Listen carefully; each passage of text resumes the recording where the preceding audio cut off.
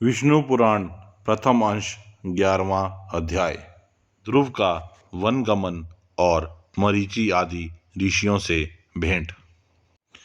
हे मैत्रेय, मैंने तुम्हें स्वयंभू व मनु के प्रियव्रत एवं उत्तानपाद नामक दो महाबलवान और धर्मज्ञ पुत्र बतलाए थे। हे ब्राह्मण, उनमें से उत्तानपाद की प्रेयसी पत्नी सुरुचि से पिता का अत्यंत लाडला उत्तम नामक पुत्र हुआ। हे द्विज, उस राजा की जो सुनीति नामक राजमहर्षि थी, उसमें उसका विशेष प्रेम न था। उसका पुत्र ध्रुव हुआ।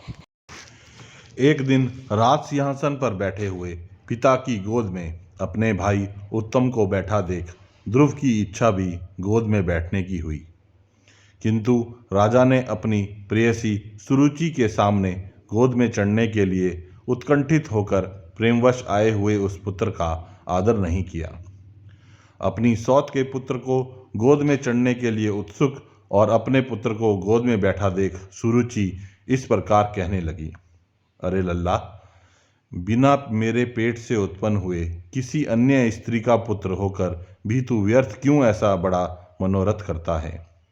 तू अविवेकी है, इसलिए ऐसी अलभ्य उत्तमोत्तम वस्तु की इच्छा करता है। यह ठीक है कि तू भी इन्हीं राजा का पुत्र है, तथापि मैंने तो तुझे अपने गर्भ में धारण नहीं किया। समस्त चक्रवर्ती राजाओं का आश्रय रूप यह राज सिंहासन तो मेरे ही पुत्र के योग्य है। तू व्यर्थ क्यों अपने चित्त को संताप देता है? मेरे पुत्र के समान तुझे वृथा ही यहाँ ऊंचा मनोरथ क्यों होता है? क्या तू नहीं जानता कि तेरा जन्म सुनीति से हुआ है? श्री पराशर जी बोले, हे द्विज, विमाता का ऐसा कथन सुन वह बालक कुपित हो पिता को छोड़कर अपनी माता के महल को चल दिया। हे मैत्रेय, जिसके ओष्ठ कुछ कुछ कांप रहे थे, ऐसे अपने पुत्र को क्रोधयुक्त देख सुनीति ने उसे गोद में बिठाकर पूछा, बेटा, तेरे क्रोध का क्या कारण है? तेरा किसने आदर नहीं किया? तेरा अपराध करके कौन तेरे पिताजी का अपमान करने चला है? श्री पराशर जी बोले, ऐसा पूछने पर ध्रुव ने अपनी माता से वे सब बातें कह दी जो अति गर्विली सुरुचि ने उससे पिता के सामने कही थी। अपने पुत्र के सिसक कर ऐसा कहने पर दुखिनी सुनीति ने खिन्नचित और दीर्घ निश्वास से कारण मलिन नयना होकर कहा। सुनीति बोली, बेटा, सुरुचि ने ठीक ही कहा है, अवश्य ही तू मंदभाग्य है। हे वत्स, पुण्यवानों से उनके विपक्षी ऐसा नहीं कह सकते। बच्चा, तू व्याकुल मत हो, क्योंकि तूने पूर्व जन्मों में जो कुछ किया है उसे दूर कौन कर सकता है, और जो नहीं किया वह तुझे दे भी कौन सकता है। इसलिए तुझे उसके वाक्यों से खेद नहीं करना चाहिए। हे वत्स, जिसका पुण्य होता है उसी को राजसन, राजछत्र तथा उत्तम उत्तम घोड़े और हाथी आदि मिलते हैं। ऐसा जानकर तू शांत हो जा।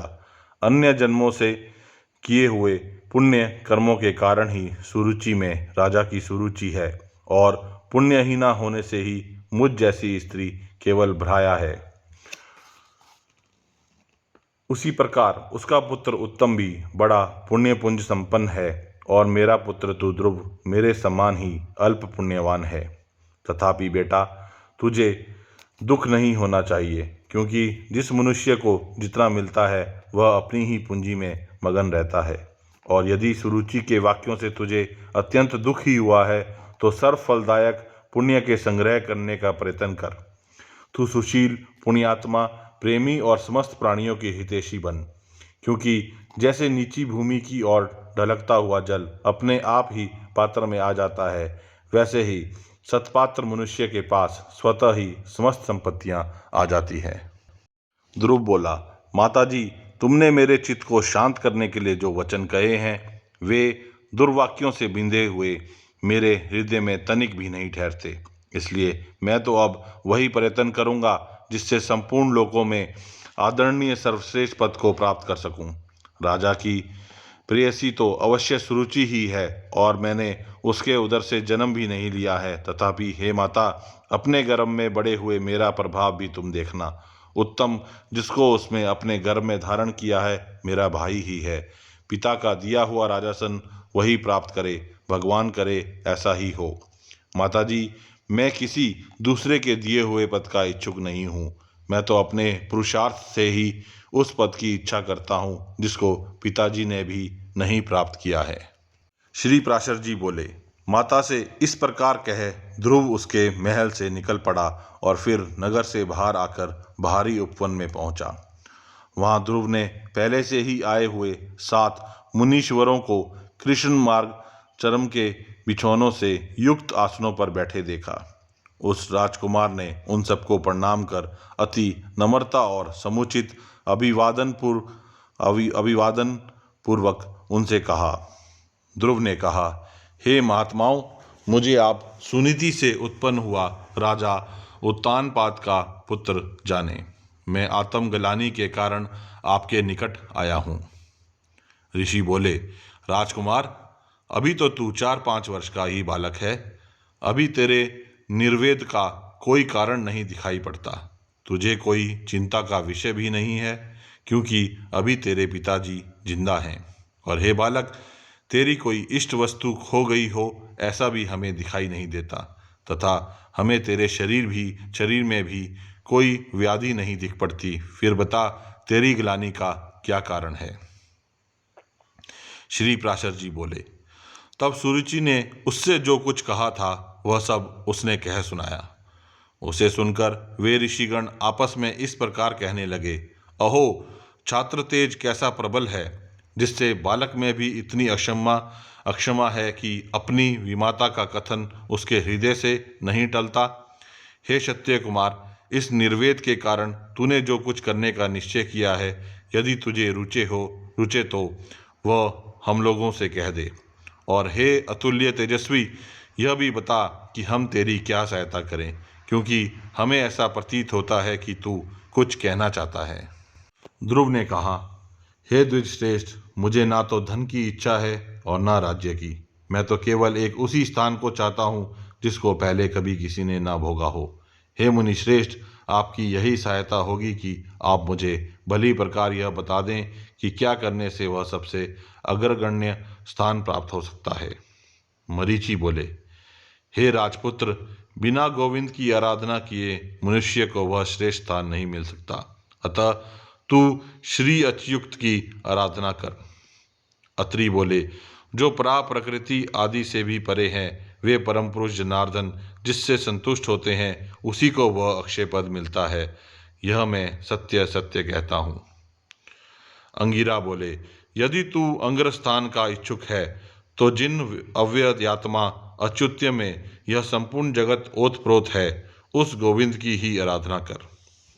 पुलसत्य बोले, जो परब्रह्मा, परम धाम और पर स्वरूप है, उन हरि की आराधना करने से मनुष्य अति दुर्लभ मोक्ष पद को भी प्राप्त कर लेता है।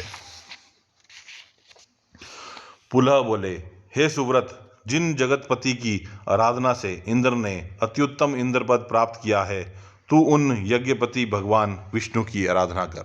कर्तु बोले, जो परम पुरुष यज्ञ और योगेश्वर हैं, उन जनार्दन के संतुष्ट होने पर कौन सी वस्तु दुर्लभ रह सकती है। वशिष्ठ बोले, हे वत्स, विष्णु भगवान की आराधना करने पर तू अपने मन से जो कुछ चाहेगा वही प्राप्त कर लेगा। फिर त्रिलोक की उत्तमोत्तम स्थान की तो बात ही क्या है। ध्रुव ने कहा, हे महर्षिगण, मुझ विनीत को आपने आराध्य देव तो बता दिया, अब उसको प्रसन्न करने के लिए मुझे क्या जपना चाहिए, यह बताइए। उस महापुरुष की मुझे जिस प्रकार आराधना करनी चाहिए वह आप लोग मुझसे प्रसन्नतापूर्वक कहिए। ऋषिगण बोले, हे राजकुमार, विष्णु भगवान की आराधना में तत्पर पुरुषों को जिस प्रकार उनकी उपासना करनी चाहिए वह तू हमसे यथावत श्रवण कर। मनुष्य को चाहिए कि पहले संपूर्ण ब्रह्मा विषयों से चित्त को हटावे और उसे एकमात्र उन जगाधारा में ही स्थिर कर दे। हे राजकुमार, इस प्रकार एकाग्रचित होकर तन्मय भाव से जो कुछ जपना चाहिए वह सुन। ओम हिरण्यगर्भ पुरुष प्रधान और अव्यक्त रूप शुद्ध ज्ञान स्वरूप वासुदेव को नमस्कार है। इसे ओम नमो